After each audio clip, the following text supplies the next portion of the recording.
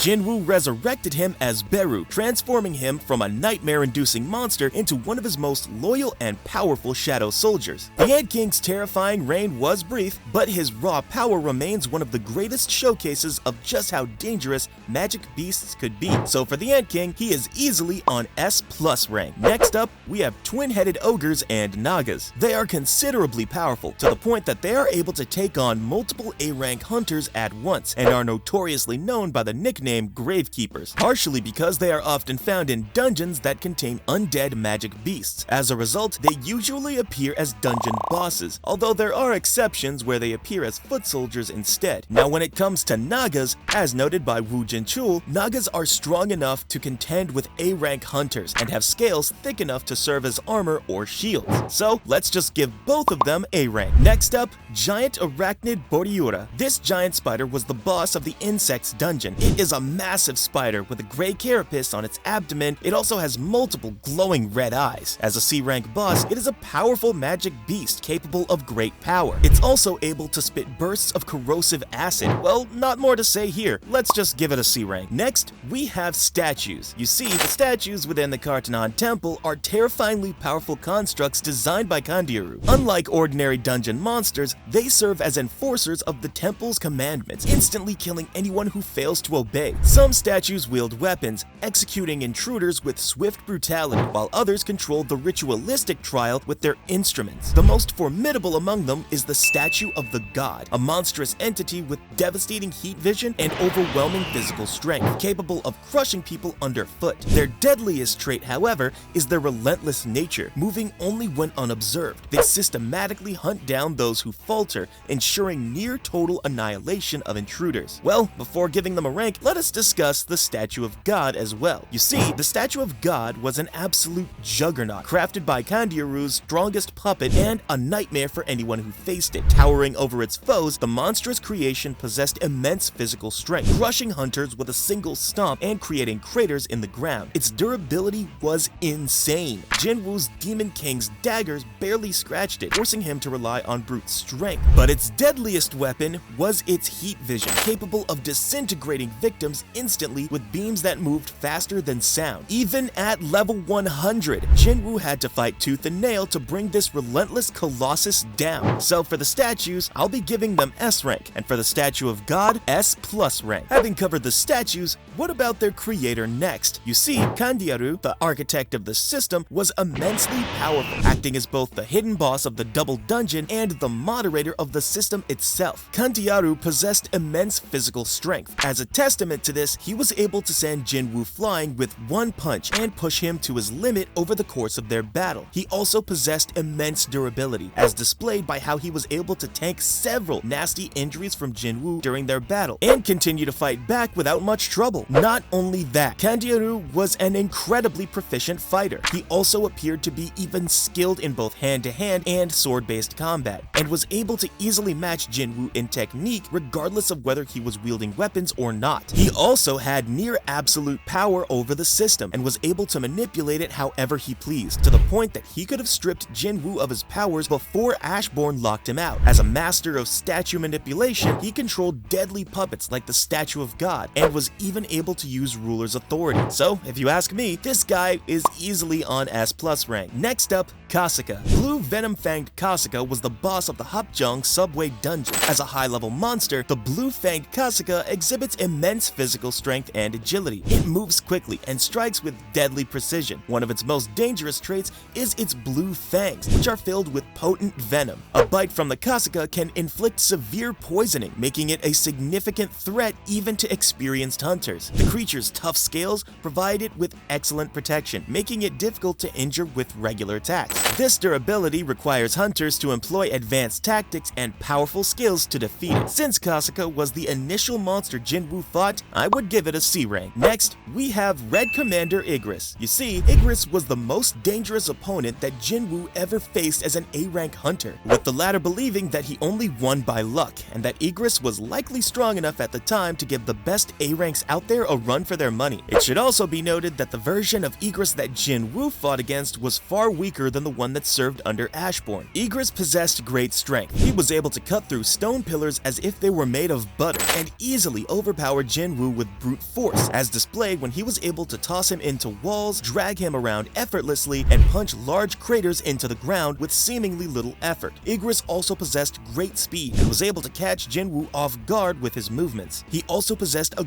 great deal of durability. He was virtually unharmed when Jinwoo attempted to cut him with his dagger, and only suffered a direct hit when Jinwoo went for his eye. Even then, Igris was able to withstand being stabbed multiple times in the neck before finally going down. Igris was proficient at swordsmanship, to the point that Jinwoo was unable to match him in skill, and decided to fight with his bare hands instead. He was also shown to be proficient in hand-to-hand combat as well, and likely would have defeated Jinwoo had the latter not managed to land a surprise attack on him at the last second. Apart from this, Igris was able to use a lesser version of ruler's authority to his advantage in combat, as displayed when he summoned his sword back to his hand from a significant distance. So, for the red Igris, I'll be giving him an A rank. Next up, Arc Liches. You see, Arc Liches are a race of undead monsters that usually appear in S rank gates or top tier A rank gates. They are very notorious for their strength, primarily due to the fact that one of these monsters was able to single-handedly wipe out a major Chinese guild several years back. As a result, they are regarded as extremely dangerous, to the point that only only S-rank hunters are qualified to fight them. They can revive and take control over the dead. Arc Liches can also control the bodies of the dead if they aren't completely destroyed. Well, for them, we can either give them S-rank or A-rank, but as they are stronger than a regular A-rank, let's just give them S-rank. Next up, Giants. Given that they typically serve as the dungeon bosses of top-tier A-rank gates, the average Giant is strong enough to contend with and even overpower an average S-rank hunter. The so-called Super Giant was also strong enough to destroy Yuri Orlov's barrier in one swing, and easily overpower Shadow Soldiers as strong as Jima and Tusk. Due to their supernatural nature, Giants are deceptively fast and agile for their size, as displayed by how they were able to easily overcome the S-rank hunters that they encountered during the Tokyo Dungeon Break. So let's just give them S-rank as well. And finally, we have humanity's greatest calamity, Kamish. Kamish was the boss of the first S-rank gate that ever opened. He was responsible for single-handedly devastating the American West Coast area and massacring all but 5 of the S-rank hunters who were fighting against him. As a result, Kamish is regarded as humanity's greatest calamity. Kamish possessed immense physical strength. As a testament to this, he was able to massacre hundreds of S-rank hunters all by himself and effortlessly shatter the mana-infused glass case that was built around his corpse. Kamish was able to release a mana-infused roar from his soul that would drive those weaker than him into a state of intense despair and panic. Well, not much to say here. Kamish is easily on S+